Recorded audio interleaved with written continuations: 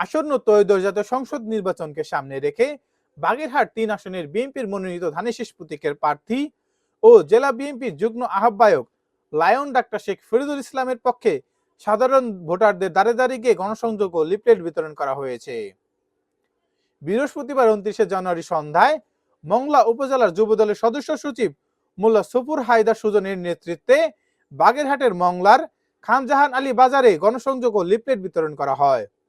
এই গণসংযোগ ও লিফলেট বিতরণে ৪ নং মিঠাখালী ইউনিয়ন বিএনপি সাধারণ সম্পাদক মোল্লা সেলিম, ইউনিয়ন বিএনপি সাংগঠনিক সম্পাদক আলম ফকির, স্বেচ্ছাসেবক দলের সভাপতি মোল্লা শোভন ও মহিলা নেত্রী নার্গিস বেগম ও রুমা বেগম সহ বিভিন্ন পর্যায়ের নেতাকর্মীরা উপস্থিত ছিলেন। এই অবহেলিত জনপদে যদি উন্নয়ন করতে হয়, সন্ত্রাস মুক্ত মাদক মুক্ত ইউনিয়ন যদি গড়তে হয়, তাহলে অবশ্যই লায়ন ডক্টর শেখ ফজলুল ইসলামকে জয়যুক্ত করতে হবে।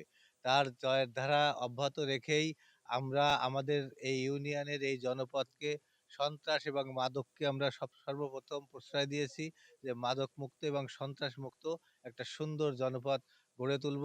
আমাদের আগেই তাকে মানবতার ফেরিওয়ালা বলেছে। তার নিজস্ব অর্থ দিয়ে সে মানুষের শিক্ষা, স্বাস্থ্য, তার ব্যক্তিগত তহবিল থেকে যে দিচ্ছে, আর আজকে যদি তারা আমরা ধানের শীষে জয়যুক্ত করতে পারি, তাহলে এসছে আর ভালো লোক আমাদের আগে পরে আইছে কিনা জানি না, যেমন ৮০, ৬০, ৫০ বছরের বয়সের লোকের আজকে সাক্ষাৎকার দিচ্ছে, আমরা খুব খুশি। যে ভোটের রাজনীতিবিদরা সুজন মোল্লার নেতৃত্বে আমরা যে মাঠে যে কাজ করতেছি এই ৯ ওয়ার্ডের, আমি আশাবাদী যে আমরা ধানের শীষে 80% ভোটে জয়যুক্ত হব।